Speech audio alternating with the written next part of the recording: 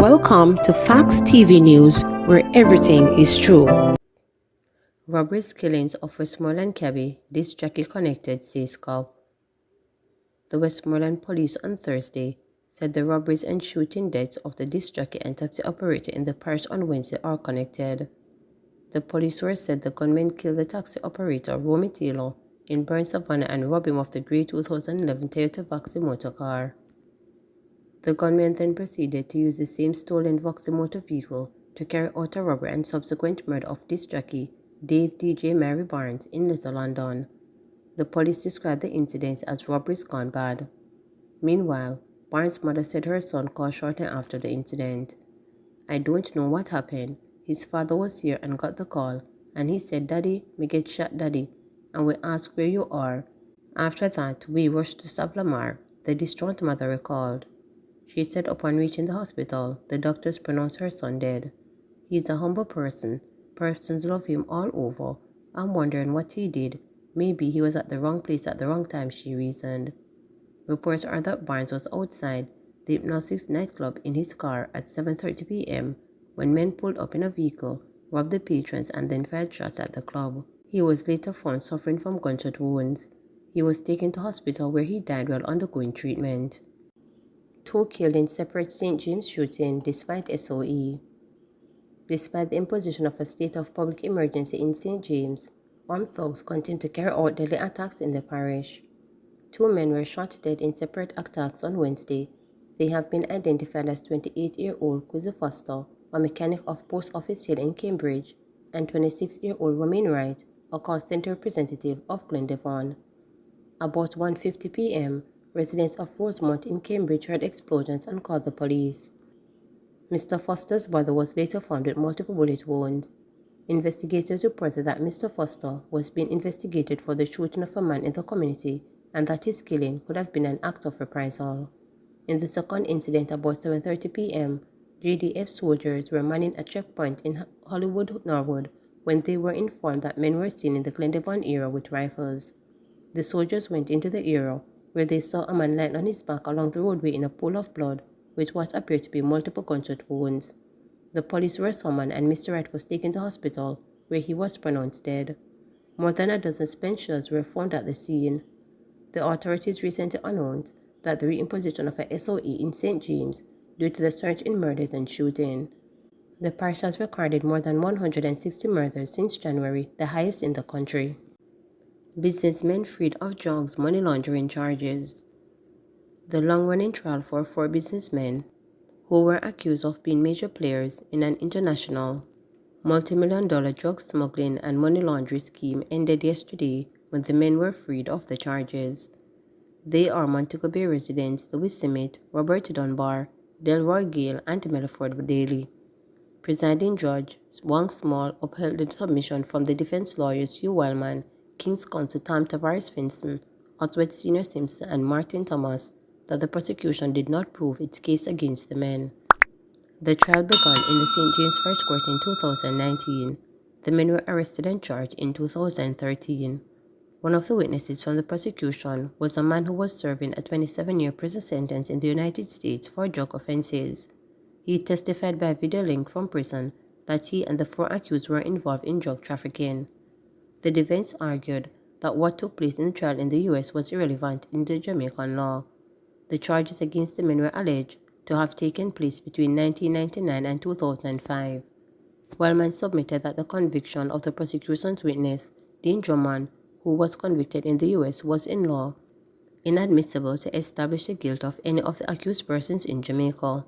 Wellman also argued that Drummond's evidence could not be relied on in law of support the charges against the men.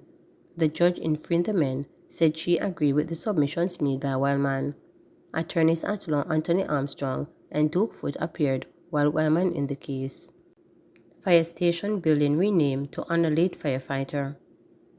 Exactly a year after his passing, the building housing the Otrias Fire Station in St. Anne has been renamed the Lorenzo Garnell Dowds Building in honor of the firefighter who died in the line of duty on November 30, 2022. The incident occurred around 2:40 p.m. after a motorist in overtaking a line of traffic in the vicinity of the Reynolds Pier in Ocho Rios lost control of the vehicle, which then crashed into the back of the fire truck that was parked on the side of the road. Lorenzo, who was at the back of the truck, putting a pump back into the vehicle, was pinned between the truck and the car. The crew that had just finished an operation was getting ready to go back to base. Last Friday, Minister of Local Government and Rural Development Desmond McKenzie, speaking at the renaming ceremony, said it was quite fitting to name the building in his honor to preserve his memory. McKenzie noted that Lorenzo was the only second firefighter to die while on active duty since the fire service started in 1955. Other firefighters would have died while still in the service but not while active on duty. The minister commended both political sides of the St. Anne Municipal Corporation for working together to unanimously pass a resolution to rename the building. He said the ministry saw it fit to not just rename the building, but to renovate it also, making it appropriate for generations to come. Regardless of what we do, your service must be recognized. He was honored posthumously by the government of Jamaica last National Heroes Day, and the good thing about the honoring young men and women who have served this country, it gives impetus and it encourages service, McKenzie said. I encourage the family to be resolute in preserving the image and legacy he created. Apart from the renaming of the building, an honor roll was unveiled with lists of firefighters who have died while still enlisted. Stuart Beckford, Commissioner of the Jamaica Fire Brigade, in bringing greetings, said it was a difficult time for the organization, especially those firefighters in St. Anne. He said it was quite fitting that the building is renamed in his honor, so his memory is preserved. Meanwhile, Deputy Mayor Dallas Dickinson said it was an extreme fitting gesture to rename the building to honor Lorenzo, who was a promising young man gone too soon. The event was attended by members of the firefighting fraternity, Lorenzo's family members, councillors, and other officials from the St. Anne Municipal Corporation, whose CEO Jennifer Brown Cunningham read the resolution that was passed at the corporation in March 2023. I am happy that the resolution to rename the building that was passed by the St. Anne Municipal Corporation was done unanimously by both political parties. And that unity of purpose that was demonstrated is what I would urge my local government practitioners to display in advancing the work of the St. Anne Municipal Corporation. It is better we are united around something positive than be divided around spoil that is of no use to either side. And the good thing about honoring young men and women who have served this country, it gives impetus and it encourages service. Westmoreland schoolboy among two arrested for illegal firearm. Two people, including a 17-year-old high school student, are in custody after they reported they held in possession of an illegal gun. The Petersfield high school student and the 26-year-old man have been charged with possession of prohibited weapon and unauthorized possession of ammunition.